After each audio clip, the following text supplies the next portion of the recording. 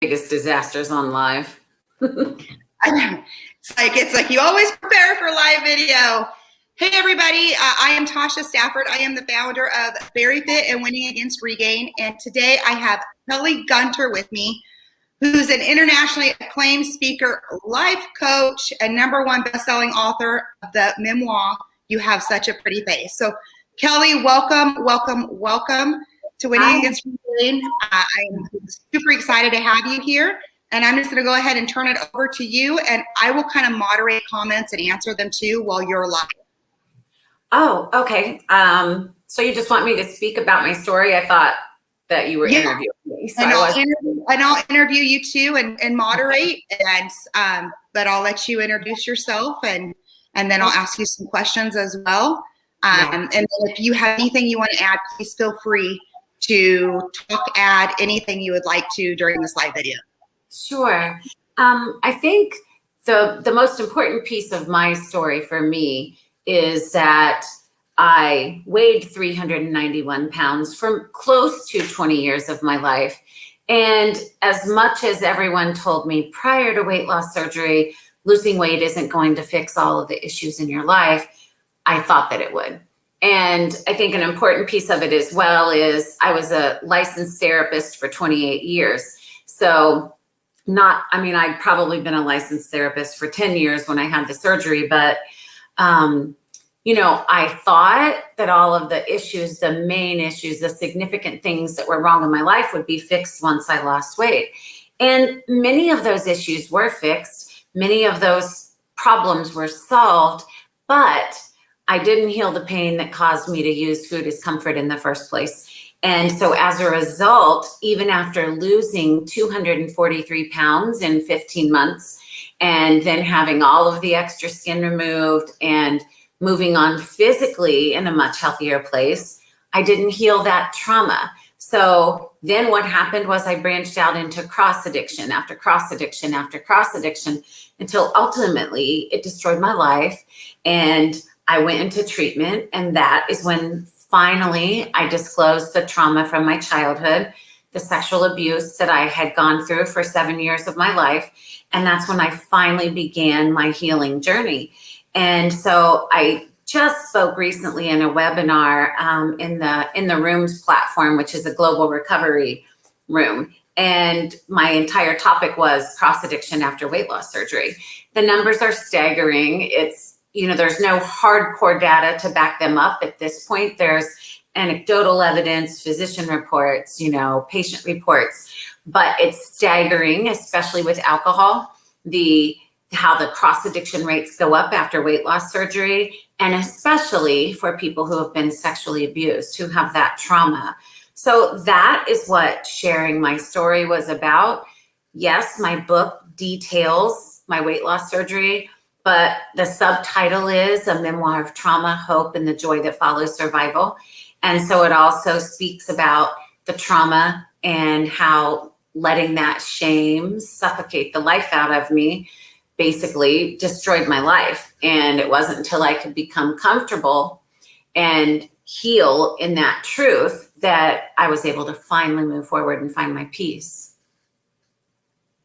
Kelly, what would you estimate it? If you had to take a guess, what would you estimate the cross addiction to be percentage-wise? And you could just refer to alcohol because that's, I think, like number one. Yeah, I think that the important statistic with that is that people who've had weight loss surgery, I believe, are 3 times more likely to develop an issue with alcohol abuse than the general public. And when I spoke a few weeks back, there was another alarming statistic, and I don't have the numbers right in front of me, but that alcohol deaths in women who've had weight loss surgery are, I think, 3 or 4 times the general population. And, our bodies don't metabolize alcohol the same way after weight loss surgery. And people get that mixed up and they think, oh, this is great. I drink and I get drunk a lot quicker. So it's cheaper and the effect is stronger. But that's just a nightmare waiting to happen. So, I always say that food is the Band-Aid. Let's talk about the wound. And basically with weight loss surgery, what we've done is rip off our Band-Aid, but we didn't deal with the wound. So we're looking for a new Band-Aid and we reach for something. And the way that we work towards preventing that is being aware of it before it happens and being able to find those signs and symptoms of, am I at risk for this? And if I am, what are the things I can do to hopefully try to prevent it? Mm-hmm. And we had Dr. Connie on a couple weeks ago, mm-hmm. another fabulous speaker. We were talking about addiction, mainly sugar, which is another huge one in the bariatric community. And the same thing that she was talking about is really discovering the why you're doing things and then being able to sit in your emotion and name your emotion. But that is so, it's so uncomfortable for people to do that. And it's hard. It's super hard. It's super hard to identify the emotion of what you're feeling and why you're feeling that. Would you like to elaborate on that a lot? Well, of course. I mean, I was a licensed therapist. I have a master's degree in clinical counseling, and I would not utter a word about the abuse I suffered from the time I was 7 until I was 14. So you would think if anybody would understand, oh, that trauma is affecting you, it would be somebody who's a therapist and a counselor and doing that for a living. But I didn't. And what I actually thought was, well, I know the trauma existed, but I'm not a victim anymore. And I thought, I'm putting it on my shelf, this invisible shelf of my life, and I'm not going to discuss it anymore. And I'm not going to think about it. But really, that unhealed trauma was sitting in the control room of my soul, dictating every one of my life's calamities. And so it's difficult, especially with sexual abuse. I mean, I think it's important for people to understand there's all kinds of trauma. You know, there's physical trauma, there's sexual trauma, there's emotional trauma, and our brain doesn't really know the difference. The center of the brain that is affected by just knows it's being hurt. And so a lot of times people come up to me at book signings and say, oh, I didn't go through what you went through. And they minimize their pain when pain is pain, and all of our pain is significant.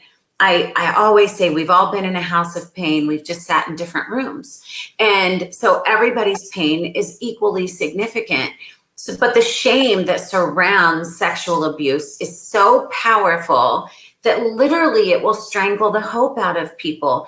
I've had a woman who was 85 come up to me at a book signing and say that she was molested by her father, and she'd never told anybody. I had another woman who'd been married for 30 years. She said, my husband doesn't know, and I'll probably never tell him. And that's that shame that your best friend in your life, the person you shared your life with, and you can't tell him that you were sexually abused, because that shame will just strangle that out of you. And the numbers are colossal. 1 in 3 women, 1 in 6 men, and more recent studies say 1 in 4 men, but men are even less likely to report than women. And if you take those numbers and you apply them to the adult population today, just in the United States, that's 82 million adult victims of sexual abuse. But 90% of them, according to the recent stats, have never disclosed it to anybody. So how many people do we have walking around trying to numb pain in whatever way they can find? And people think, well, it happened so long ago. That was in my childhood. You know, people say to me, Kelly, I have relationship issues. Maybe you do, or maybe you have unresolved issues from your childhood presenting as relationship issues. That's a good point. Because I hear a lot, like in the Winning Against Regain group, obviously, you know, I deal with more regain than anything else. And there's a reason why that regain exists. Right. And a lot of times I hear people say, you know, I was never a drinker before surgery. And then they transfer addict. Or I was never addicted to sugar before surgery. And then they transfer addict. But it's like you feel guilty for turning to the food to deal with the emotion. So here another trigger surfaces and we don't recognize it. And I was one that transfer addicted over to alcohol after complications from plastic surgery. And I fully admit, I didn't want to deal. I did not want to deal with what was happening. I was even trying to process complications from plastics. And so I understand, and it's hard for people to recognize saying, unless you have, I think, type of training, reading, or your seminars, podcast to kind of spark that for people to recognize what's going on. Would you like to elaborate on that? I think that just we all are trying to live up to someone else's highlight reel. So we don't want to share our scars. We don't want to speak about the places we're hurt or the places that we feel broken. And all of us have them. All of us have them. I was a master at hiding all of my pain. I would put on this happy front to the rest of the world, this successful person. But the truth was I was dying inside. And eventually I destroyed my life. And, you know, the thing is, I acted and put on a front and made everyone think I was fine. That's what all of my words said. But my behaviors were screaming that I was in pain. And we can lie. Our words can say, I'm fine, I don't have any issues, but our behaviors will tell the truth every time. And so we don't have to be ashamed of anything. We've all made mistakes.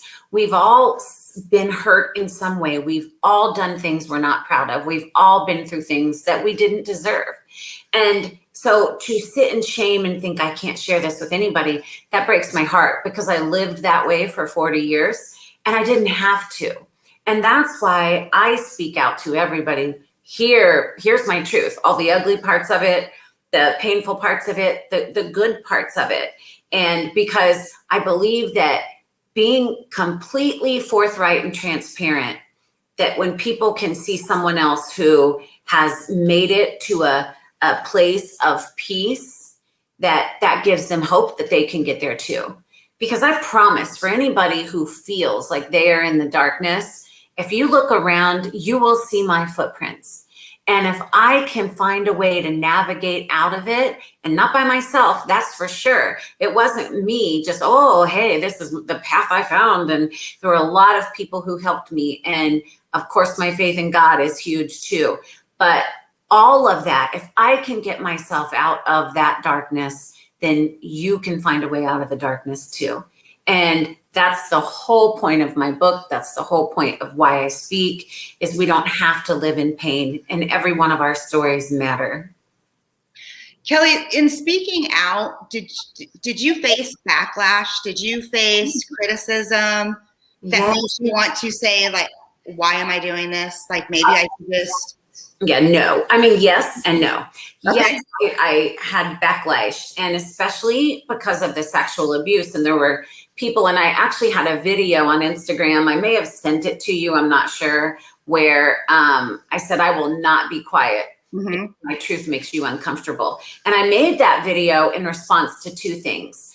Daisy Coleman was a young lady who was raped, and it was when she was in high school, but she had an organization called Safe Bay, and it was for young women who had been raped in high school or whatever. It was a big organization. I followed it on Instagram. She was only in her early 20s, and she committed suicide recently. She committed suicide, I think, in August, and her mom just committed suicide a month ago or something.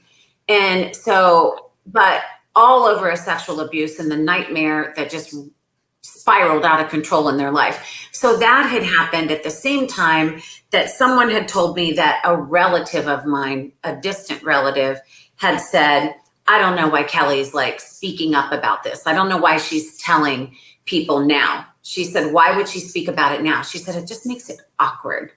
And I was like, oh my. Like, first I did a video that's on my Instagram that's about 9 minutes, where it was just straight going off. Like, I just was just saying exactly how I felt about it. Like, my truth makes you uncomfortable. How do you think it felt to live as a child from 7 to 14 being raped every day? That was pretty uncomfortable. So I want to heal, and I want other people to know that they can heal. Why would I be quiet? Because it makes you uncomfortable. No. And I want people to know you are not alone. Like the darkness, and when you're feeling like you're trapped in that darkness, the darkness will whisper lies to you, and it'll convince you that you're alone and that you can never escape. But that is not true, and you are not alone. I fight for survivors every day, and I will keep fighting for survivors, and I will not be silent about sexual abuse because it makes somebody uncomfortable. You should be uncomfortable. I mean, it's an epidemic in this country and around the world, and people don't want to talk about it. We have to talk about it. Mm-hmm. Well, and I think that's why so many are so scared to speak up about their trauma, is because of people. We live being scared. You know, what are other people going to say? What are other people going to think? Is my job going to find out about this? Is my boss going to find out about this?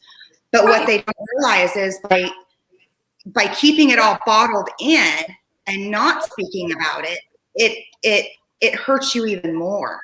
Yes. Than talking about it. You have to have support to get through, to work through a lot of this. And speaking out about it, like everybody doesn't. And I had no intention. When I first wrote "You Have Such a Pretty Face," I didn't even mention the abuse. And then I wrote one sentence that said I was abused as a child.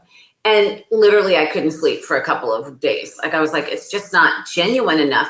And even now that book has about 3 paragraphs that talk about the abuse, but very minimal, because this book was written back in 2017. So I wasn't as comfortable then as I am today. And I had never planned on ever being a speaker, ever. I was going to write, sit behind a keyboard, and I was not going to speak. In fact, speaking was one of the things I hated the most.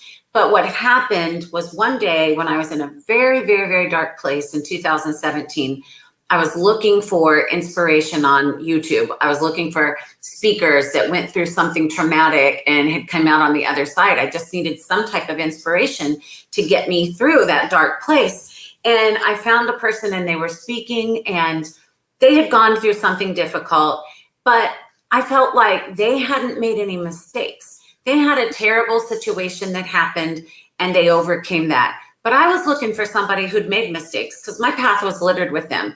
I'd made a lot of mistakes that had really cost me. I'd lost everyone I loved. I wanted to see someone who had gone through something difficult and never healed, and as a result had a life of self-destruction and mistakes. And then I wanted to see how they made it out, because that was what would give me hope. And I couldn't find that. And I promised God on that day, I said, if you will get me through this, I will share my story. And after that, I started speaking, and then I just fell in love with it. And I loved it. And I was like, wow. And that's how I knew that was God's hand in my life, because me speaking to anyone, anywhere would have never happened. And now getting up in front of crowds, large crowds, hundreds of people, I love it. And because I know those people are looking for the same hope I was looking for. And I mean, I had some dark, dark days that I didn't think I would make it. And if I can make it, anyone can make it. And I think that people learn from seeing transformation just as much as they learn from education. And so while I have a clinical background, my story is someone who was just a very broken person. And it's why we can't give up on broken people, because my life is the perfect example of what God can do with the broken. Mm-hmm. I find that, founding this group is so many people, they're like, Tasha, thanks for never giving up on me. And I'm like, I will never give up on you. Like that's not even in my thought process about ever giving up on somebody. Right. So to have somebody give up on you, it's like, why? Why would you do that? Right. I'm not giving up on people. I have life coaching clients. I tell them every day. I mean, I stay in touch with my life coaching clients. They all have my personal number. I text with them all day long. If they're having a rough day, I'm like, girl, what's up? Like, I got your back. And because I really do. Not because I'm like, oh, that's how to be a great life coach, but because I honestly care and they matter to me, and I want to help them become their very best selves. And so I ran the business I had that I lost because of a gambling addiction the same way. I published my home number to the entire state of Ohio. If you have a problem, call me. If it's 4 a.m, I'm going to answer. I do my life coaching the same way, because people need people to believe in them. I wouldn't have made it if there weren't people who didn't even know me, because I lost everyone I loved. Everyone I loved. That's what addiction can do. And one by one, God sent people who wouldn't leave, people who got me through the darkest storms. And so those people were sent to me, And I want to be that person for as many people as I can be. Mm-hmm. We need that. We need hope. I mean, why are we here? Right. Did you think your book would be #1 when you wrote it? Yes. Were you like, yes, I'm going to write the #1 book? I'll tell you why I say that. When I read the book, I'm like, whoa, I could have said that better. You know, my next book, The Homecoming Queen of Crazy Town, talks a lot. It's the crazy stories of my life before I healed. And you can't make this stuff up. I mean, and I said to my friend, Dr. Nina, I said, oh, I don't know if I should tell all this, because a lot of it is terrible, embarrassing, horrible, inappropriate stuff. And she said, you have to. That's the stuff you have to tell, because that's the stuff people can relate to. But anyway, so I hadn't written. I actually went to college for journalism right out of high school.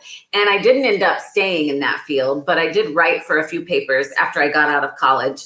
And but then I hadn't written in 25 years. So when I wrote You Have Such a Pretty Face, I hadn't written in a long time. Since then, I have a blog that I write on all the time, and work and all, of course, social media, all of that. I submit articles to different publications. And so when I read You Have Such a Pretty Face, I'm like, oh, I could have said that so much better. That's so raw. I mean, there's just different feelings I have, but I always knew that God would do something with this book, because I knew God planted that seed.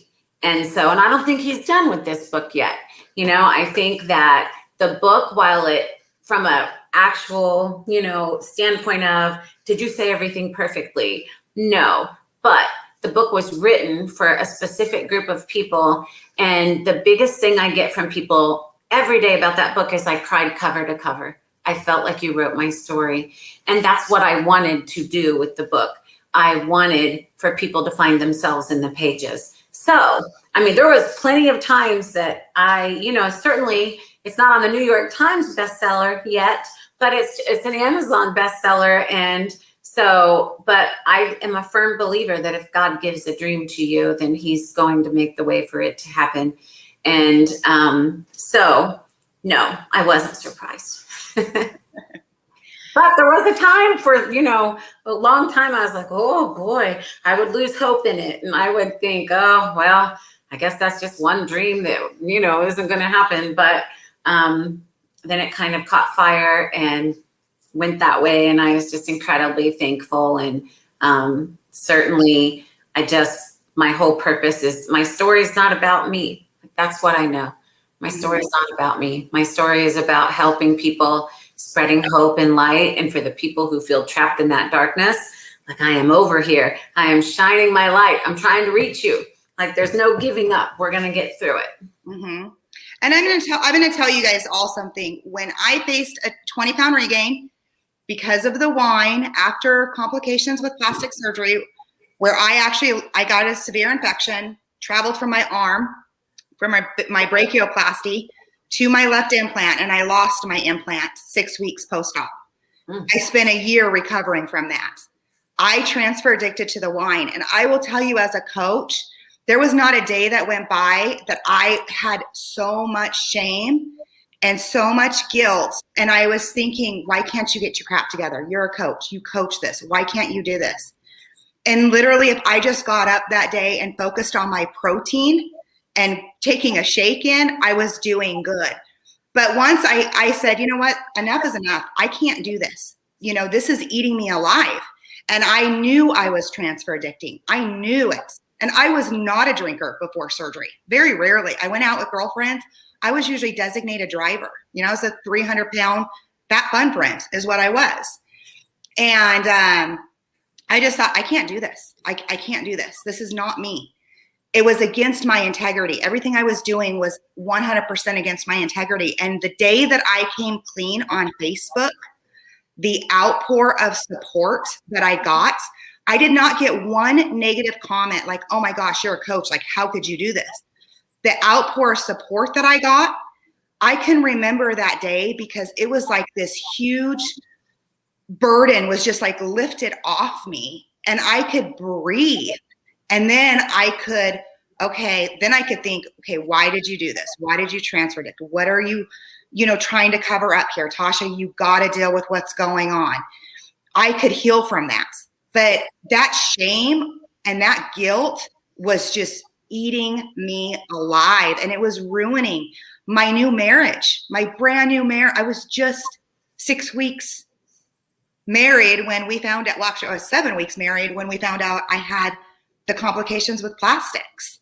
So it was ruining my new marriage, and I had to heal from what was going on. And that was the way that I had to do it. I could no longer cover it up. So, thank you, Kelly, because you are so transparent and you help people like me to be able to, come forward on that. It's true. I mean, all of us have something, and the people who say they have nothing have something. I mean, it doesn't necessarily mean they have an addiction, but I do seminars and workshops, and I always say we all have a book of our life. And the one thing that's common in all of our books of our lives is that we all have a chapter we don't read out loud. And the contents of that chapter are what control us and what guide us and propel us and what usually cause us all of the pain. And I don't say to people, oh, you have to read your chapter out loud to everybody, but you need to work through what's in that chapter, because time doesn't heal anything. It doesn't. It does take time to heal, but time itself doesn't heal anything. And the only way we heal, the only thing we get past feelings and pain is to process it. And a lot of people don't want to do that. They'd rather just charge forward and keep trying to numb the same pain they've been running from their entire life. But it's a dead end street. And one that I went down many, many, many, many times, like many times. And I recently had a friend who lost her sobriety after many, many, many years. And she called me because she knew I was going to be that person who just hugged her and loved her and said, we're going to get right back on tomorrow. Like, you're going to be okay. I was never going to say, how could you do this? How could this happen? No, she called me and I was in my car on my way over, because all of us need that person who can pick us up. I have people who pick me up every day. And so, like I said, my story is not about me. Mm-hmm. You see a lot of people who are like, oh, this is what it's about. And that's what it's about. My story. And there were 3 times in my life I could have died. I talk about 2 of them in the book. One, when after my surgery, I was on life support and the doctors told my parents, she will not live through the night, make her plans. And they told them that night after night after night. And here I am 19 years later. There were 2 other times. One that's in the book with the angels at Universal Studio. I don't know if you got that far yet, but that's how I know God exists, because I know angels are real, because I've met 2 of them, and so has my son. And so in my darkest moments, when I thought, God, you're not even here. Where are you? How could you exist and let me go through this? I would remember those angels, and I couldn't deny that.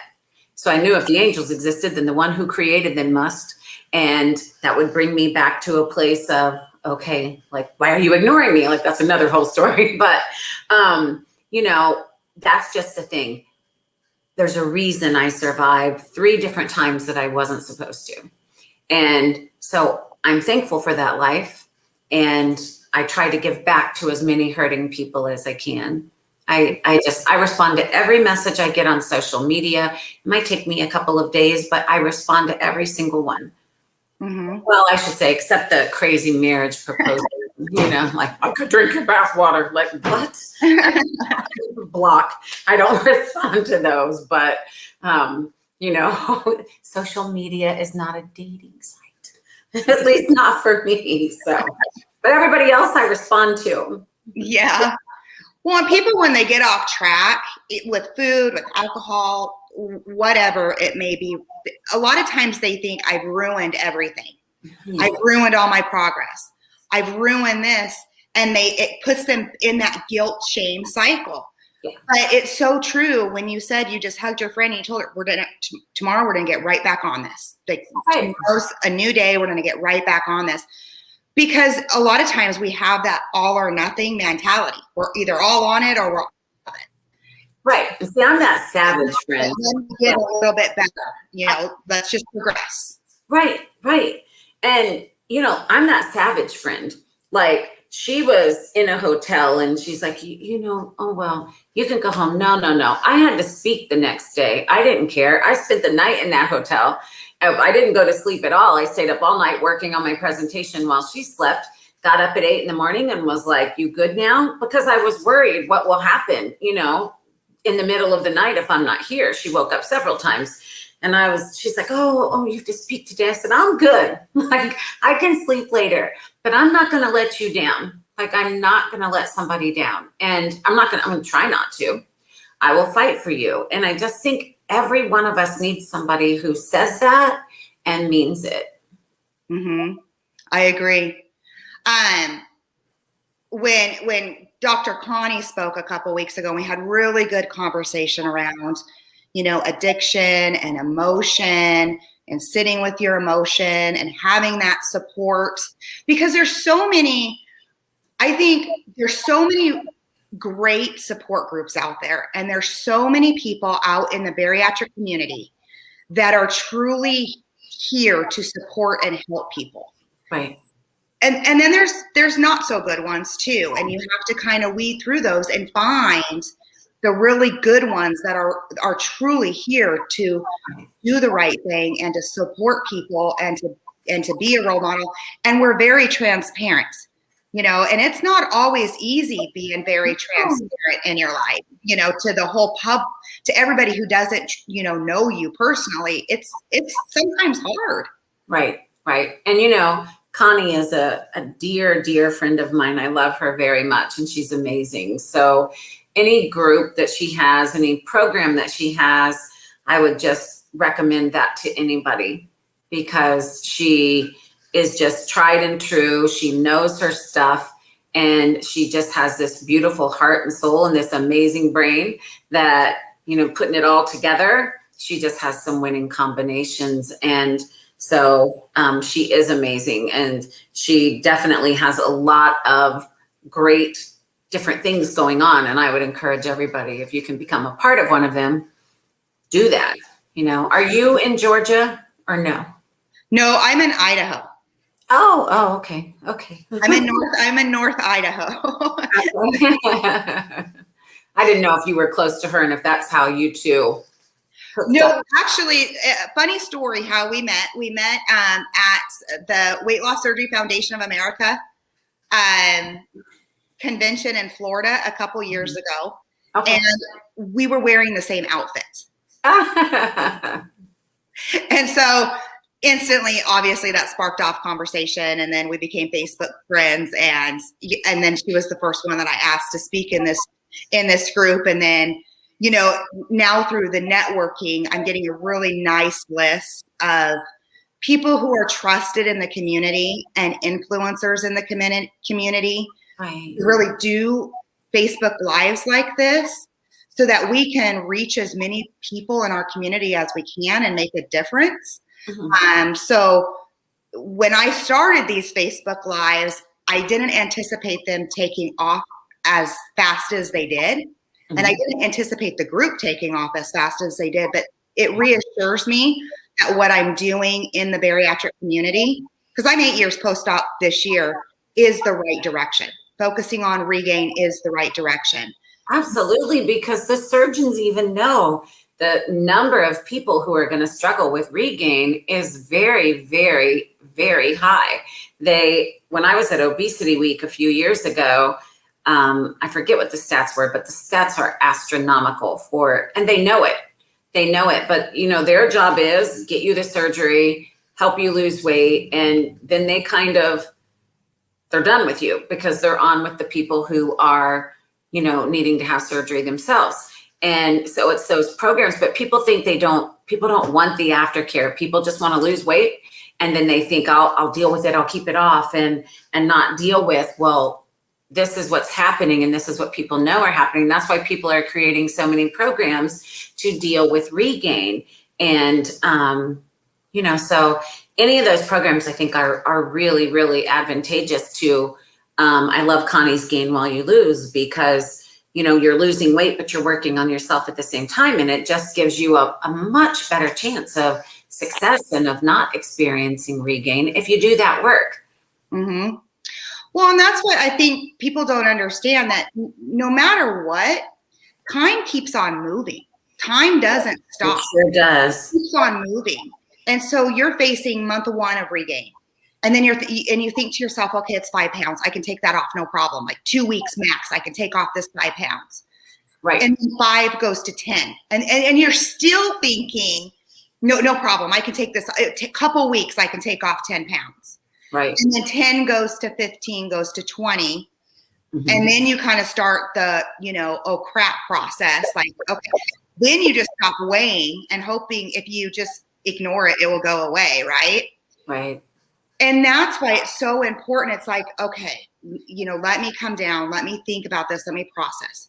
What am I doing on a daily basis that's causing this to happen? And a lot of it is the transfer addiction. I would venture to guess that regain is probably upwards in about 50%.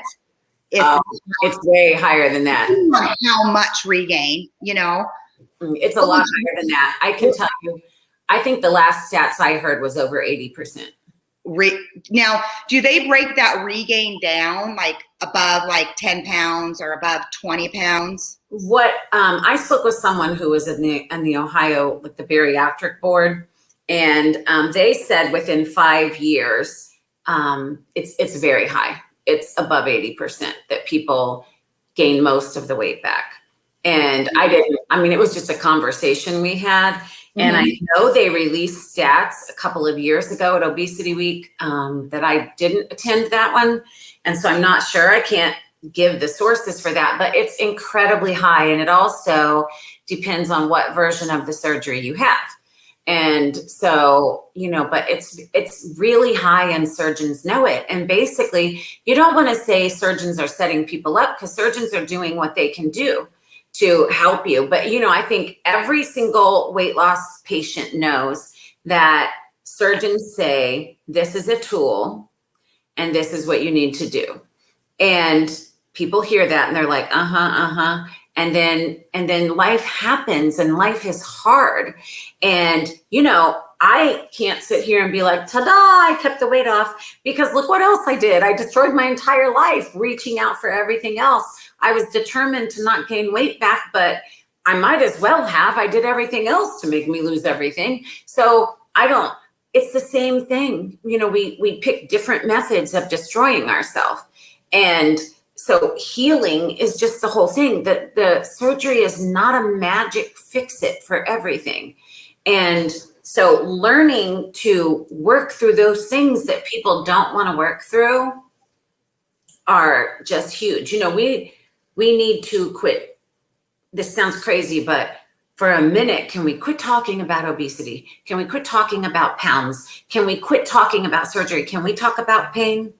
Mm-hmm. Because that's what's underneath all of it.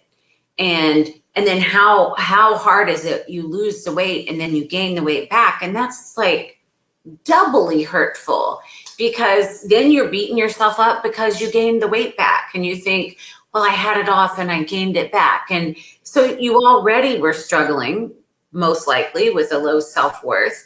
And then you gain the weight back and you beat yourself up even more. And you can't beat yourself up into loving yourself. And so, it's just it's the most effective treatment for obesity in the world. But we need to add another component so people don't have to go through this. Mm-hmm. I used to say I was not a food addict. I was not a food addict. I ate out of boredom. That's what I would always say. Mm-hmm. I ate out of boredom. I was the gas station girl because I traveled a lot for corporate America. So I'd always stop by, gas stations and get Skor bars and Pepsi and maybe a package of donuts and some chips, and then stop and get a mocha or two at the coffee stand, right? But when I transfer addicted and I worked through that, I realized I was a food addict. It came out in other forms. I didn't go to my bedroom and eat. I didn't do things like that, but I did 5 days a week in my car, constantly traveling. And then when I worked through this, I had to work through where pain is coming from. And it was coming from childhood. It really was. It was coming from my parents' divorce. It was coming from having a father to not having a father, and not having a father that was any longer in my life. And even as an adult at 44 years old, not having a father that's in my life. And I had to connect those dots. And that was a super hard process to do because I never identified with myself as a food addict until I transfer addicted and then worked through that. And then I started connecting the dots. Mm-hmm. Yeah, it's hard and people don't want to deal with that underlying pain. And I understand that. I ran from mine for 40 years. So I get that. I just, that's why I share everything, because I want people to know you're probably not going to get more of a mess than I was. Like you don't have to feel bad or ashamed of anything, because I can probably top it. There's a reason my next book is The Homecoming Queen of Crazy Town. There's a reason I talk about her in this book. And, but just embracing that and learning to say, it's okay. I am who I am. And not in spite of my scars, because of my scars, I'm beautiful. Mm-hmm. And, that was a big journey for me. So, yeah. Does anybody have questions? I can't see comments or anything. No. If you hit the comment side, you guys, in the feed, I posted up a link to click on for StreamYard, which is what I use to stream. So it's a very nice streaming process for Facebook. If you can click on that link, we will see your names, and then I can pop some questions up here for Kelly that you guys may have. And Kelly, I'll go up here. So make sure you click on the link so I can see your name. And I'm going to post this one up. Kelly, this one doesn't show a name, but she said, I ordered the book but haven't read it yet. Kelly, what is the best method to order your book? Well, you can order from my website if you want a signed copy, which is either youhavessuchaprettyface.com or kellygunter.com. Just have to make sure you spell my Kelly right, Kelley. And you can get it on Amazon. You can get it on audiobooks. You can get it on Kindle. It's not on sale anymore on Kindle. I saw somebody set up here, nice water bottle, Kelly. I sell these on my website too. They say I'm so much more than just a pretty face. Oh, that's perfect. And they have the marks on the back and everything. And what I love about them, when I picked them out for what I was going to have, is the mouth is really wide. So you can put ice or protein powder, fruit, whatever you want in there. But if anybody orders from my website for a water bottle from this group, if they put in the comment section the name of your group, for every bottle they buy, I'll send them one free. But they have to put that in the comment section. So thank you. They're $13. They hold, I don't even know how much. They're big, 1,000 milliliters or 32 ounces. So 2 of these in a day get you everything you need. And for anybody who orders and puts the name of your group in, if you buy 2, I'm going to ship you 4. If you buy 1, I'll ship 2. That's the way I'm going to do that. But they just need to write the name of your group in the comment section. So they can order the paperback from my website as well. And like I said, I do sign those copies. I will say that if they order right now, in the last 2 weeks, I sold out of every single copy of this book that we had.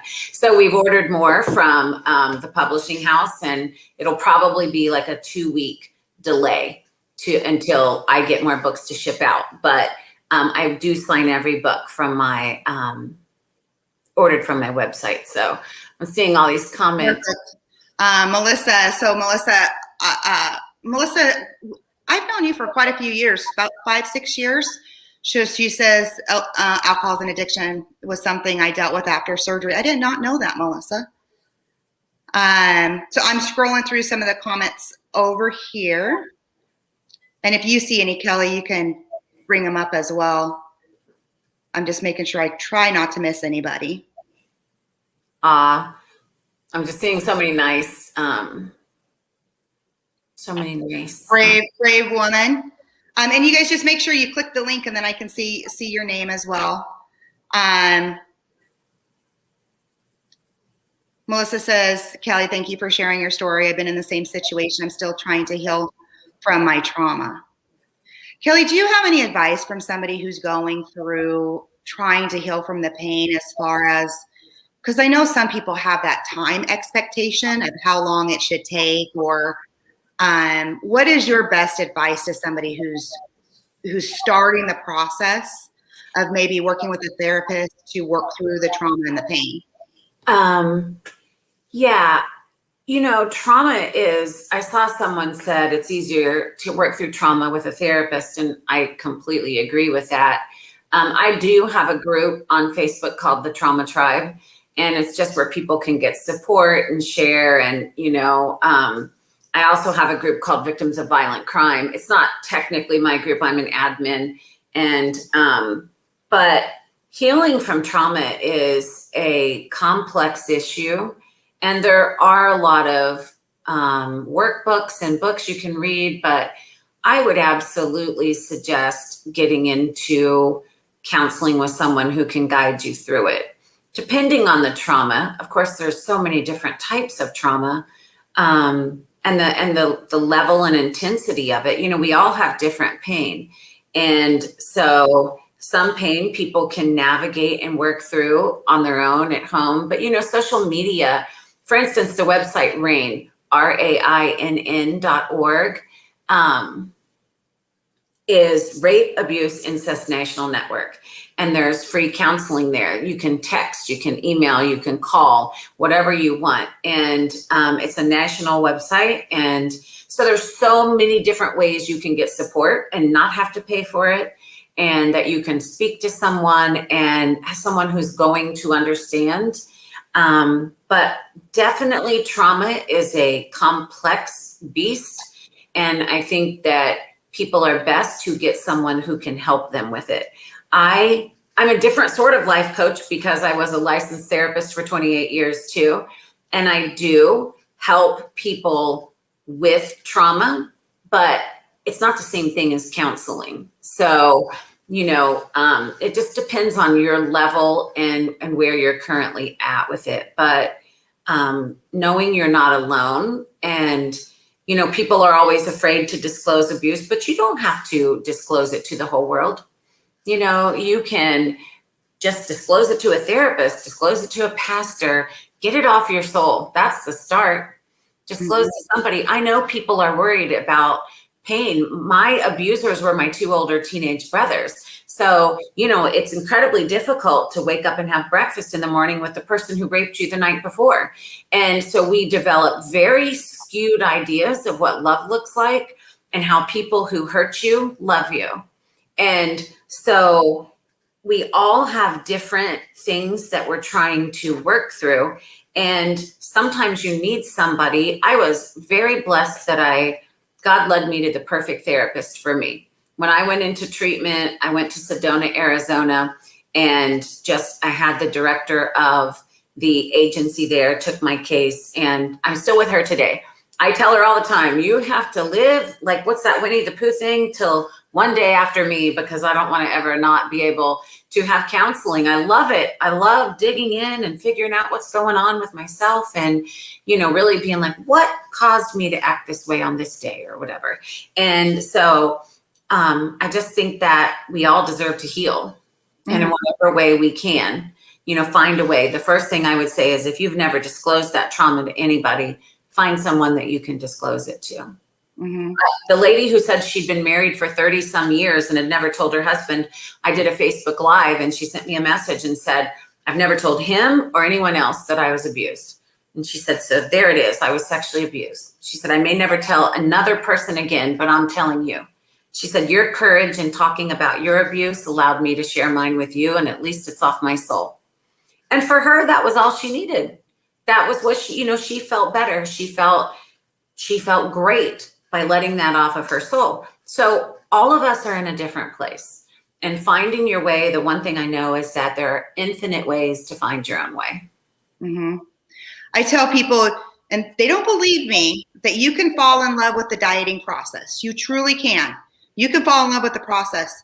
Kelly, do you think you can fall in love with because you just made the comment that you love digging in out of, like, why did I act this way on a certain day? Do you think, and it's probably not in the beginning, do you think that you could eventually fall in love with the process as you're learning to self-love yourself? Fall in love with what process? The process of healing. Oh, I think that I have always, obviously that's why I went in the field I went into, but I've always loved figuring out the human mind and our emotions and what we do and why we do what we do. I think it's important that some people can get stuck in healing sometimes and get stuck in the I'm miserable, I'm unhappy, I'm a victim, and this is where I'm going to be forever. And that's not what healing's supposed to do. Healing is, but there's a stage of that you feel that way, and it's accurate and it's genuine. But like, we want to always keep pushing forward. I always say that healing is a journey. I'll be healing the rest of my life. I don't ever want to stop healing because it's too easy to fall back. It's too easy to fall back into things. And, but yeah, I think it's awesome if you do fall in love with the fact that you're becoming your best you, if that's what you mean. I think that's awesome. Embrace it. And, you know, we always, in the group I have with Dr. Nina, the Binge Free Babes, we always say, I'm making progress on being a work in progress. You know, I'm being able to accept myself. I'm making progress on that. You know, so the people who were in there working really hard to change their lives in a positive way, they've realized, hey, it's a success. It's a win that I'm making progress on being a work in progress. And we have to celebrate those wins. Mm-hmm. Hard work to heal. Absolutely. Kelly, when this show's over, do you, at some point over the next couple of days, can you send me some links that you have that you think would be helpful for people? And what I'll do is when I post this up in the group and I archive it under your name and also under the units tab, I can post those links up there. So anybody who clicks on your name or this video will always have basically kind of a resource or resources that they can go to. Yeah, for sure. I can put my website on there. I can put the support groups that I have. I can put Binge Free Babes on there. I can put RAIN on there for the Rape, Abuse, Incest National Network. I mean, they're 24/7. So you can sit and you can just text somebody and say, this happened to me and I've never told anybody. And maybe all you ever do is text that one night, but it's off your soul. Mm-hmm. You know, they're a fabulous, fabulous network. And I saw someone in here said, not everybody regains their weight. No, not everybody. I mean, I haven't regained my weight and it's been 19 years. So I'm not saying everybody does. What I'm saying is that there's a high percentage of people who do. And obviously, look how much your group is growing. And that's not a criticism. Like I said, my dogs might start howling. Every time the ambulance goes by, they both start howling. So that'll be a treat if they do. But, you know, I would have gained my weight back if I didn't develop cross addiction. So one is equal to the other. And so it's just a very, very high number of people who struggle with regain, and especially with the VSG. Mm-hmm. And, you know, so the important thing is, like, you can start wherever you are today. You can start where you are today and you can move forward and you can become what you want to become. And you can believe in that. When you said, are you surprised your book was #1? I'm like, no, because, you know, I was believing. I mean, when I couldn't see it happening, I was believing. Of course, I had times when I was like, I give up on this. I'm never blah, blah again. We all have those moments, but we wake up, we get in a better place, and we keep moving forward. And crucial in all of that. And I tell all of my life coaching clients this, you have to believe. Mm-hmm. You have to believe. Have your dream boards. I have my dream boards on my fridge. You know, believe those things. Think positive. You know, who knows? I might get off this live tonight and Oprah might call. Right? I always tell people every day live with intention. You have to live with intention. You have to be intentional every day. Yes. Every day I start with my daily action plan. What do I need to accomplish today? What do I need to do? What do my meals look like? Where's my shake dinner fit in? Where am I going to get my exercise in? Every day I start with a daily action plan, and my clients see them, and sometimes it's racked full of work stuff. And I have to say, okay, where's going to be some me time in here? Because you got to have that me time, Tasha. You can't just be a workaholic. And so every day you have to be intentional, and you keep bringing yourself back. Yes. Keep bringing yourself back to it. And it's important to know we all have bad days. We all have days where we're like, screw it. Like, I'm giving up. I'm not getting through this. You know, I have had those days, and I have friends who pick me up and they're like, yes, you are.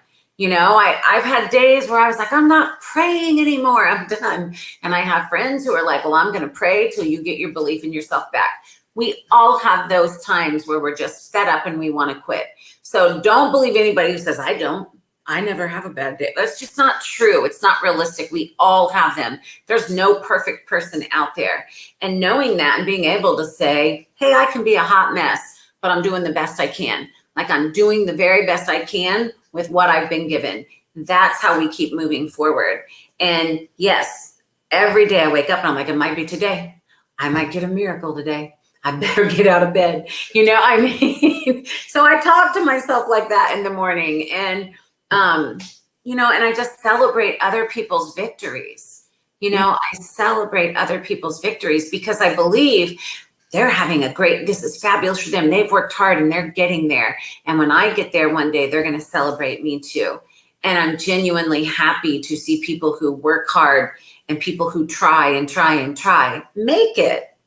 Mm-hmm. You know, in my book, I say that I quote my mom and my grandma both in here all the time. But one of the things I say is that she said, pay close attention to who doesn't clap when you win. Mm-hmm. And, you know, that's a big thing. You know, your friends should be happy for you. They should be your loudest cheerleaders.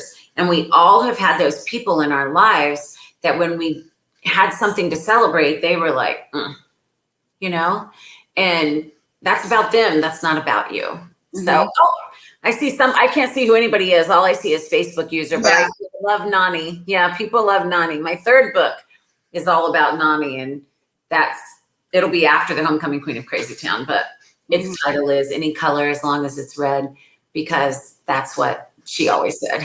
And it's funny, I'll tell you, when I first met Connie Stapleton, I went to her home for a retreat and she'd read the book. And one of the first things she said to me was, when we get to heaven, will you introduce me to Nani? And I'm like, we're destined to be friends forever. Like, I just love her. You know, she's just amazing. But yeah, Nani was my girl. For the people who've read the book, Nani, she's in there all the time, and Nani's a G. Mm-hmm. And you talk about that in your book, that not everybody's going to clap for you. Not all your friends or your family are going to be happy that you're losing weight, that you're on self-discovery, that you're finding yourself, that you know, you're discovering what self-love is. Not everybody is going to be happy. I think we've all lost friends and probably some family members, right? On our discovery path. Yes, and it has nothing to do with you. Right. It has to do with them, and people are always stunned because it doesn't have to be someone who's bigger than you or someone who's jealous of your weight loss. Maybe they're just insecure about whatever in their own life. They could be beautiful, they could be thin, they could be successful, whatever it is. It doesn't matter. People have their own demons they're fighting, and seeing someone else working through some of theirs makes them really feel, I'm not working through mine. And so it becomes awkward and uncomfortable to be around somebody who is, and it's hurtful, and we lose people. But I say it all the time, those people, it has nothing to do with you and everything to do with them. But of course they come out with, oh, she's different. She's changed. She's not the same person. And, you know, and I'll say this too, you shouldn't be the same person after this surgery and after losing 100 or 200 pounds. If you haven't learned some lessons, like, you probably are a better person. People say a lot, I'm the exact same person I always was. Then you missed some lessons in there somewhere, because there are a lot of lessons to learn in this process. And even if there are things like, I became so much stronger, I became so much more resilient, then you're not the same person. You know, you've grown and you've become a healthier version of yourself. And without change, growth can't occur. So you should want to be a little bit different. But people always think that means you're worse, or you've become ungodly to deal with, or just, you know, cocky or whatever. No, you should say, I have changed. I'm so much healthier and I have more confidence. And I really believe that you must be happy for me. And if you're not happy for the fact that I'm a healthier, better version of myself, then that's probably something you need to deal with. I mean, we should change. Every year of our lives, we should change. Why would we want to stay the same? Mm-hmm. We should improve, and we should grow, and we should peel off another layer and become a better version of ourselves every single year. So when people say you've changed, I have, for the better. Mm-hmm. Anybody that bothers, #next. Mm-hmm. Let them go. Tanya, was just telling me that this morning that she had saw a gal post up on Facebook a self-love quote, and in her comments she had put too much to list.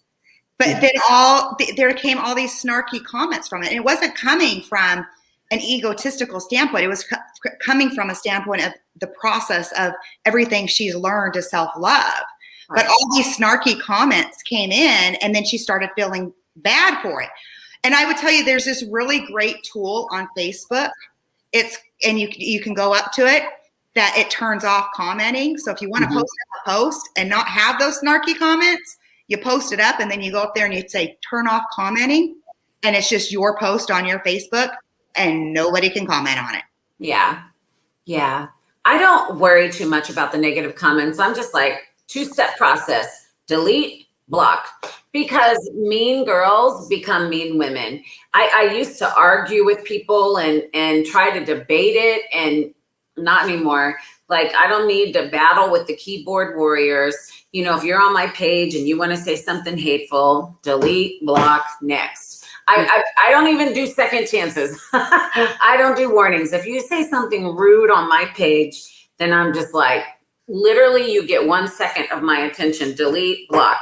And if you say something rude about someone else on my page, you're going to get blocked, because I don't have time for that negative energy. Who does? Take that mess somewhere else. Like, we have to support each other. Strong women lift other women. I'm going to tell you, you're gorgeous, you're beautiful, love it, like this, like that, da, da, da. If you want to put 5,000 selfies, I'm going to like. Do you? Like, we are so busy being other people's police. And why? Why? We don't have to be. Support each other. You don't know what the person's truth is. Did you, well, you probably have, the mean girls, the mean guys in high school, the ones that taunted you. Have you encountered them after all this? Yes, actually, the first event that I spoke at, A Night of Hope, was the very first event I spoke at. Couple hundred people there, maybe, I think. I'm not sure exactly. And the person who made up the name Richter and Tree Trunk Legs was sitting 2 rows back. And the thing is that, I grew up in a small school, and, he talked to me after, and he said, like, I never knew those words hurt you. And, there's a part of you that wants to say, how could you not know? And, he said, well, you always laughed it off and you just seemed okay. Well, what was I supposed to do? What do we do when we're being bullied and taunted? What do we do? I did what most people do. I endured. I got through it, and, but he said, I'm just really, really sorry. So that person grew into an incredibly nice and wonderful human being. And I thought it took a lot. He could have easily, because I talked about it in that presentation, and he could have easily been like, when it was over, I'm out. But he didn't. He waited. There were a lot of people in line for books. He waited a long time, and he spoke to me about it. And I really appreciated that, because we've all made mistakes. We've all done things that we didn't even realize hurt somebody else. That's part of the point of my book. Choose your words carefully, because we don't have a trash bin, an empty trash bin for our hearts, like our computer has. Did that give you a sense of, because you had so much hurt from some of these people in your life that had taunted you and called you Tree Trunk Legs and Richter, when he apologized to you, did that take away some of that hurt or ease it off? I'm not sure if I'm saying that correctly, or. I think by that point I had already dealt with that. I had already gotten significantly past that specific pain, but it was really nice. And it really, really just gave me a boost for the fact that there are human beings who are compassionate, and there are human beings who, when they realize they've hurt you, they want to make it right. So that's not everybody, but I just, it's kind of like you have that boyfriend and he breaks up with you and you're like, oh, you just wait. One day you're going to want me back, and then I'm going to break your heart. And, and then that would always happen in my life. They would always want me back. And then when I had to say no and they're ugly crying, I never felt good like I thought I would. I never was like, yeah, haha, you broke my heart. Now I'm breaking yours. Never, ever did I feel good about that. Like I thought I would when I was bawling and crying and, oh, how could he leave me? And one day I'll show him. When the day came that I could show him, it never felt good like I thought it would, because hurting somebody never made me feel better. And so even in that moment, I appreciated the kindness. And I was just really, really happy that he had grown into this person with so much compassion. That doesn't always happen. And ultimately, for me, my faith is such a big piece of it. I want to be forgiven for the things I've done wrong. So who am I to not forgive someone else when they apologize? Mm-hmm. And Kelly makes a good point in her book. And if you have not read it, please go buy it ASAP, and a water bottle. Buy one, get one. If you mention winning against Regain, Yes. Is you made a good point. Instead of saying, because I used to hear this all the time too, you have such a pretty face. And it's like, I have a lot of great qualities besides a pretty face. Right. And you hit on this point a lot in your book, is when we pay somebody a compliment, is to compliment them for, you look, beautiful in that yellow dress. That pink looks amazing on you. Because I think a lot of us can identify with, you have such a pretty face, and you're like thinking, well, I'm a good basketball player. I'm a great swimmer. Mm-hmm. I got a pretty face. Like, I'm a strong personality. I'm going to be successful in life, but you got a pretty face. And that's what you kind of identify with. Yeah. And that's why I talk about being the fun fat friend. I was the fun fat friend with a pretty face. But Right. then when I went through weight loss surgery and lost all the weight and the attention was on me, I lost those friends. Right. No longer invited to go do things because Right. it wasn't all on them. So in this group, you guys, if you compliment people, please make sure that we call them out for their attributes and what they're wearing and how gorgeous they are. Not you look so pretty, because it does, like, and I never thought about that, Kelly, until I read your book.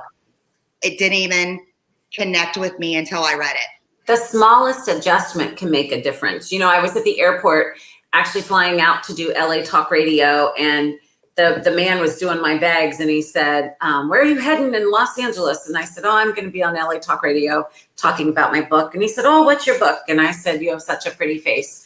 And he just stopped and he just looked at me, and I could tell he was looking at me like, oh, she thinks she's all that, telling the whole world she's got a pretty face, and I said, the book is about me weighing 400 pounds. Immediately, he knew exactly what that meant.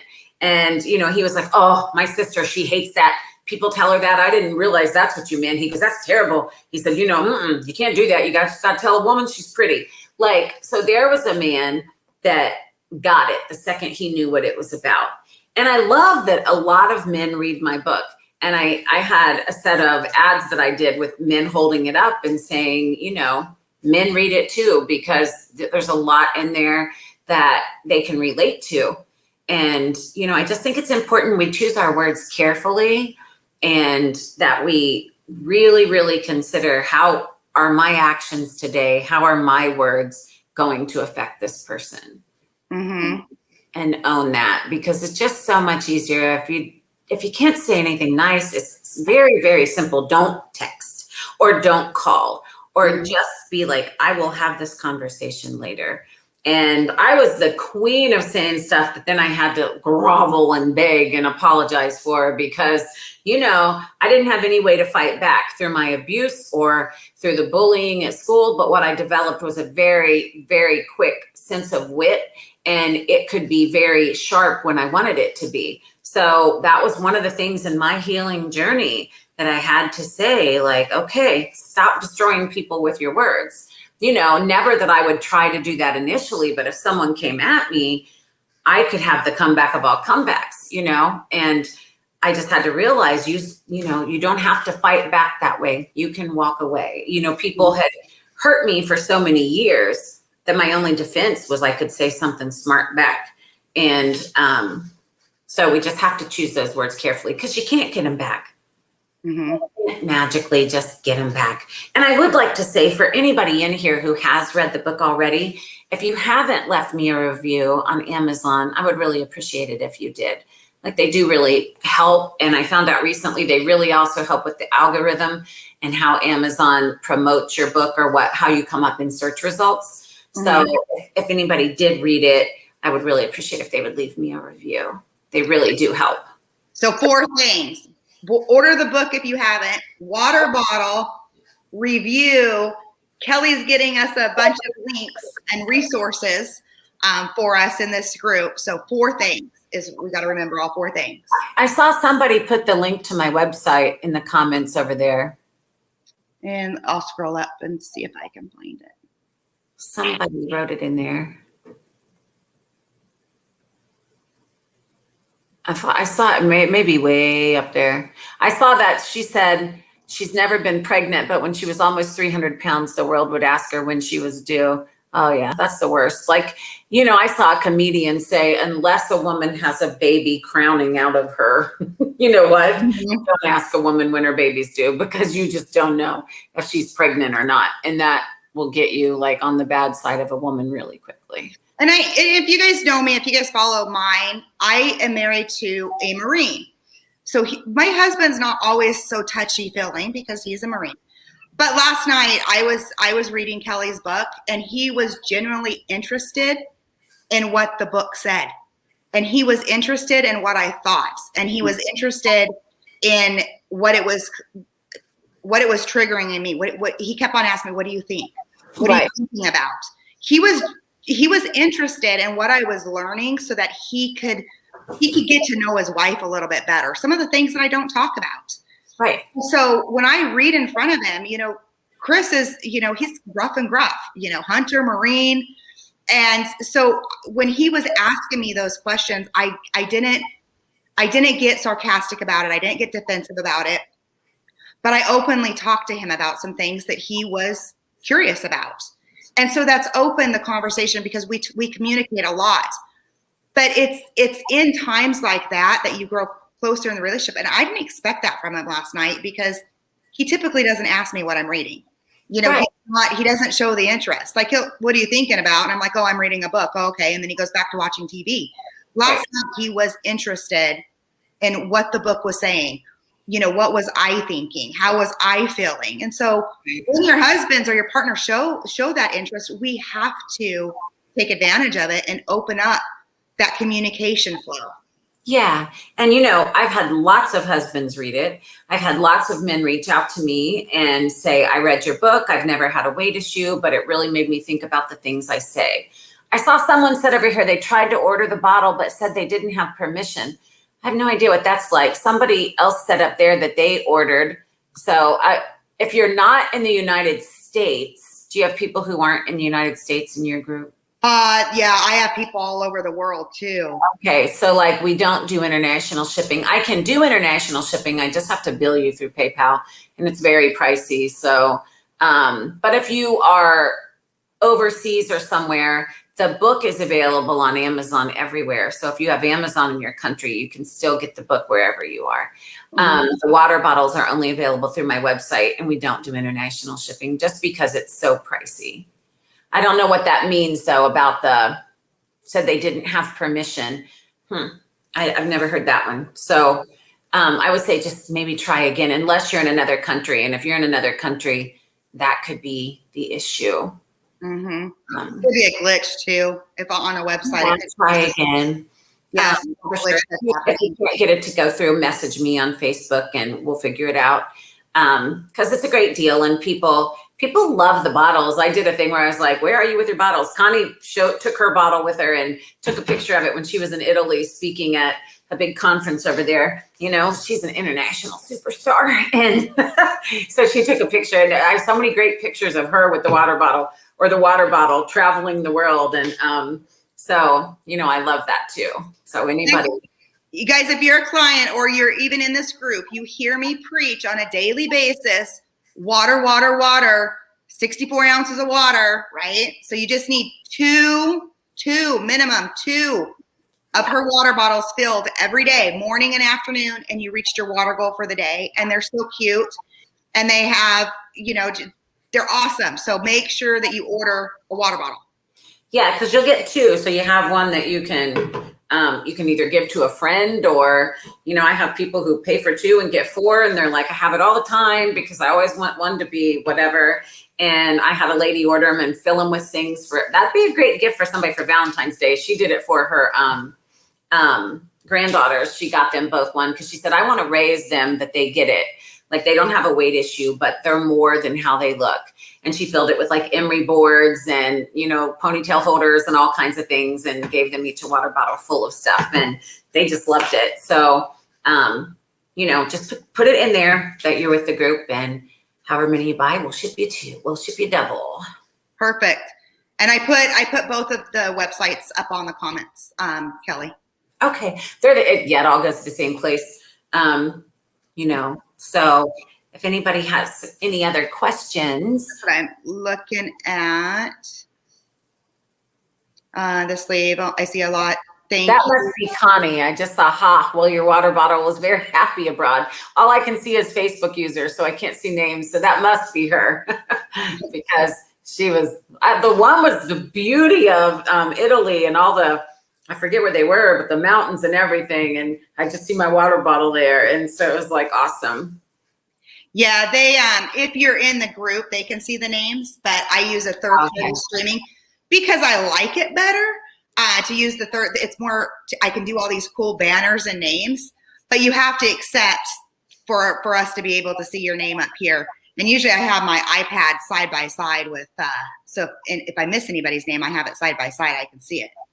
Okay, that said, now she says that she figured out how to order, but the blog says she can't subscribe. Well, just message me your name and I can sign you up for the blog. Okay. Because I don't know. I'm having work done on my website because getting in anticipation for the Homecoming Queen of Crazy Town, we're just changing some things and switching some stuff around. So that could be what's happening with this subscribe. But you can go back and read all the old blogs, and if you click old news, you can get to all the old blogs. Mm-hmm. And I had I get your email on your blogs, and I had clicked on one of them. This was before I read your book. I had clicked on one of them. It was the one that you did talk about what had happened with your brothers, right?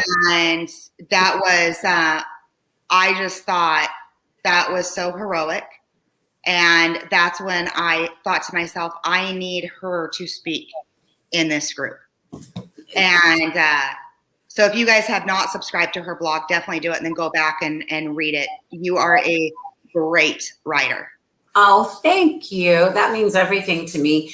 I think that my blogs show a transformation, obviously in my writing, but mostly in my healing, because when I first came out of treatment, I just said I was abused by one of my brothers. I didn't say it was both. And then, as I gradually got more comfortable and I healed more and I was able to speak my truth more, because like I said, I never planned on being a speaker, but that's how God works. Like he gets us where we're supposed to be. And then he says, okay, here you are. I don't know if you've seen that meme that has like the big tiger or whatever, and the little baby tiger's in front of it. And like the mama tiger's behind it looking really tough and nudging the little baby. And then it says like me and it says God. And so I just think that's what happens. Something we thought we could never do ends up becoming our passion. Mm-hmm. And so for me, that's just where it comes from. Like, every time that I speak anywhere, I just say, God, like talk through me, because people don't need to see perfection. And God certainly doesn't need you to be perfect to love him. Like I said, you'll never get a bigger mess than I was, and he still loved me through it. So we don't have to be perfect. We don't for anything. We just have to be who we are and learn to accept ourselves in that spot. And that is when the journey gets interesting. Mm-hmm. Did I miss any comments, or when is Homecoming Queen of Crazy Town due out? I'm hoping by summer. I'm really hoping. I've gotten, like I said, some new people on my team who are really helping me and getting things to move in a way that I can focus more on finishing, because it's not completely finished. And so I was just emailing stuff the other day. And so hopefully I can really start devoting a lot of time to just finishing that. And so hopefully it will be out by summer, because I've totally changed my plans in regard to publishing it.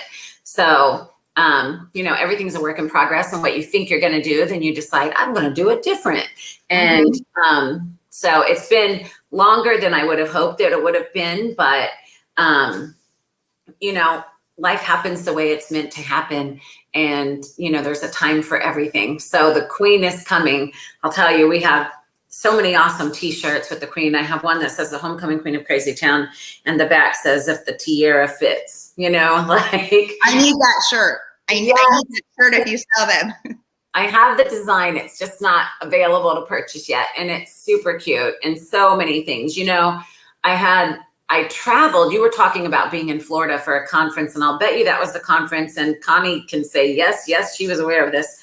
I was traveling to Canada to speak at a conference, and I got to the Canadian border, and they wouldn't let me in. They wouldn't let me cross the border because I had books and water bottles to sell. And apparently I needed some kind of a permit weeks in advance to be allowed to go through with that. And I didn't know it. I'd never traveled abroad, so I didn't know. And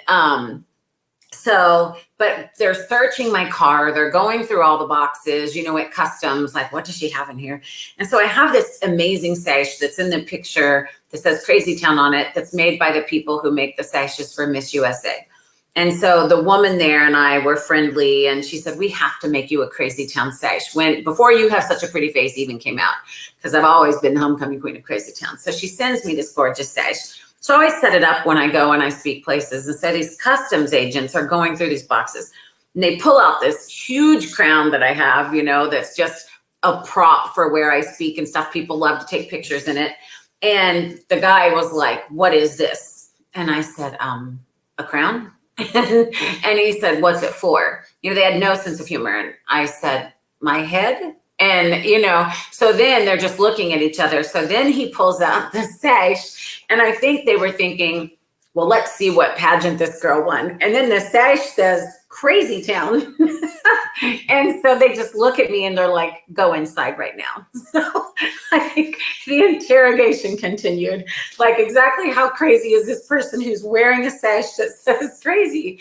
And so it's just like, I never did get in. They sent me home. I was devastated. I was so upset. I was supposed to speak. So I was calling people in Florida crying, they wouldn't let me in the country. And, lesson learned. Now I know, but I didn't know then. And, but yeah, they just literally had no sense of humor at all about the Crazy Town sash. And, yeah. Yeah. Somebody's saying Crazy Town bracelet. Who said that? Somebody said it's just a Facebook user because they didn't accept the name. It says Crazy Town bracelet. Yeah. Do you have any? I actually have a bracelet that a friend sent me that says Crazy Town on it, and I love it. So once the book is out, you're going to see me rocking it all the time. Good. That must be Connie that said, oh God, the dreaded Canadian experience. Yes, all of my friends heard all about that. I mean, I was devastated at the time, but even I had to laugh when they pulled out the sash, and they're both, they're armed. They're these guys, these big guard security people with their guns and everything, and they're holding up this big sash that's twinkling everywhere with all of its bling that says Crazy Town. And they both just are like, and you're like, go inside. Like, that took me to the next level of interview. Go inside right now. So it was a great story, though. I thought loving. So I see a lot of comments. Loving this live. Exceeded my expectations. Oh, good. I'm glad that you guys enjoy these. It's every 3 weeks. I've said this every 3 weeks. I'm going to try to have guest speakers. Kelly is part of this group. So if you guys don't know, she is part of this group. So she's in here. You'll see her post. Kelly, if you want to post up, like when a new blog comes out, post the link up. Okay, great. That'd be perfect. Or when your book comes out, your book on Amazon, or your website, anything like that. If you want to post that and inform people, that is perfectly fine by me, because I believe in what you're doing, and I think that's awesome. Everybody says this is great, so much fun. I'm dying laughing. This has been absolutely amazing. Kelly, do you have, I know you have your puppies that you want to get back to. Do you have any final words or anything that you would like to say to the group? Well, I would just say, like, don't be careful not to look at people and think anything is like a specific way. You know, comparison is the thief of joy. You know, people have an image of what they think people are like, and people are just people who struggle every day, people who have issues and things, and nothing is as it appears. You know, so like when we compare ourselves to other people, that's why it's called the thief of joy, because we all have our beauty, we all have our magic, we all have our gifts, and we all matter. And so being able to embrace that, you know, I wore my cute little shirt that said the world needs more love, because it does need more love. I would get up higher and show you, but I don't have on any pants. So like, see, there you go. There's an image that no one wants to see. You know, I have on house shoes and shorts, and I'm just sitting here. So, you know, there's not some awesome pair of jeans and boots and a belt going on. Nope. I just have on some shorts and some house shoes. So it's, but that's really what we need to do. And I think that's our purpose, is spread love wherever we can, and especially to ourselves. Mm-hmm. Awesome. Somebody said, live, love, laugh. Actually, a couple people did. There was some that wasn't funny for them in Canada that you weren't able to present. So it they wasn't must. funny for me either. I mean, I hated that I didn't get to speak, you know, and the people who like ran that event unfriended me. And, you know, I felt terrible. I had purchased all kinds of supplies to speak, to be up there, to be able to sell to people. And it certainly wasn't funny at the time. You can ask Connie, you can ask Laura Preston from Celebrate Vitamins. I called them hysterical. I was at customs for hours trying to get across the border. I said, keep the stuff, just let me cross. And they were like, no. So I can laugh about it now, but there was nothing funny about it then. I'd driven 6 hours to get there, and, you know, and then had to turn around and go back. So people were upset. And so it just was really, really difficult. So that's what happened. And, you know, it just was really, really painful. And so, you know, I speak all over the place, and now I know, like, you have to figure out, you have to be able to, if you're gonna go to certain spaces, know what you can do. And, you know, that's just the way it went down. So I laugh about it today, because what else can I do? I mean, at the time I was horrified. I was just like, oh my God. And Connie remembers it. Like she said, oh, the dreaded Canadian experience. It was terrible. I was heartbroken, and I felt terrible for the people who I didn't get to speak to.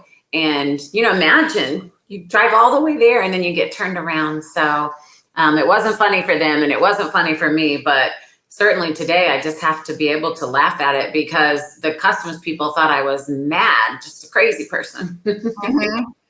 Yeah.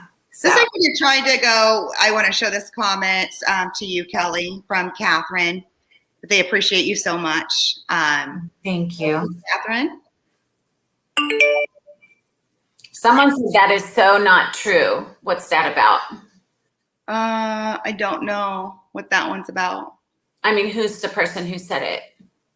Let me see. I could pull it up on Facebook. Let me look on my.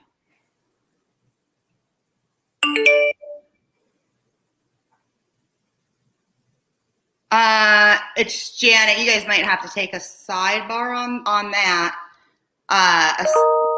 Janet Patterson. So I'll let you guys take a sidebar on that, because I know that you guys want to get to your puppies. The one thing, you guys, when we're doing lives too, I should create the bloopers of lives, because no matter what, when you try to prepare for a live, and I use it, like I said, I use a third-party software because I like the look, the more, you know, the banners, all that pretty fun stuff. Your colors for your business is you always prepare. But it's like in the comments, we can see Facebook users. So note to self, to always have like our iPhones on the side, so we can see all your guys' names if you didn't accept the terms for us to be able to show your names. And we only repurpose these in, obviously, the group. Oh, I like what Tanya said. about what if it doesn't work? And he responded, give a stronger dose. I love that. I've never heard that, but I love that. Mm-hmm. Yeah. We can all, that's why like speaking is just taken off for me. And that's why I love to just let people know they can accomplish anything they want to accomplish. They can heal, they can move forward. You absolutely 100% can make it. I failed hundreds of times until the time I didn't. So we just have to believe. We just have to be able to hold on to hope, because that's what I say in my book, that hope stands for hold on, pain ends. Mm-hmm. And so I'm thankful for anybody who, purchased the book and helped me get to #1. Like, that was just such an incredible gift. And I'm sorry that it's not still on sale. Like, Amazon only lets you do it for so many days out of the year. And we did all 6 days in that push. So I can't put it back on sale for a while, at least not the sale like we did for the Kindle. So, but I'm certainly glad. And so many people have reached out to me from your group and sent messages and said, oh, I love the book. Thank you so much. And so that just warms my heart every time. It just makes me so happy. And it just lets me know I'm walking my purpose that God wanted me to. And you guys, I'll be honest with you, we have not met in person, but we have been talking over the last couple weeks, back and forth about every other day. And the one comment that I got from people who know Kelly personally is how genuine, how authentic, how raw. They had just great things to say about Kelly, and that came from Laura, Weight Loss Surgery Foundation of America, Connie Stapleton. So she is. When my husband was asking me about you, I said, in my words, I was like, she is huge in the bariatric community and around the world. I said, she is making a difference. I said, the things that she speaks about is what we're scared to speak about. And so I am so thankful that you agreed to do this and do this in the group. I truly appreciate it, because I know that my tribe, and there's a lot of new people joining this group on a daily basis, that they truly appreciate you and can resonate with what you say. And I know that once the words resonate with us, right, in our own time, we start taking action and dealing with what we need to deal with. So thank you so much for being just a leader in the community, and for doing this live and sparing, an hour and a half of your time to do it. Oh, absolutely. I have one more thing to do with the people in Oregon after you. So it's been a busy day. I had a couple of things this morning too. But I just love it. Like, we can all find our very best way, and we can all heal. That's the most important thing. Like, you are so much more than anything anyone ever did to you or said to you, or how anyone made you feel. And realizing like, I'm more than enough. And I always was. That's the powerful thing. And, we all deserved better.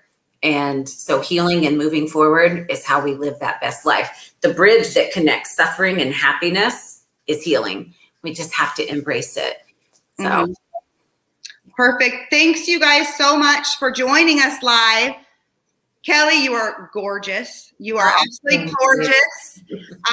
So if you guys, like I said, Kelly is in the group. So show her some love, show her some comments.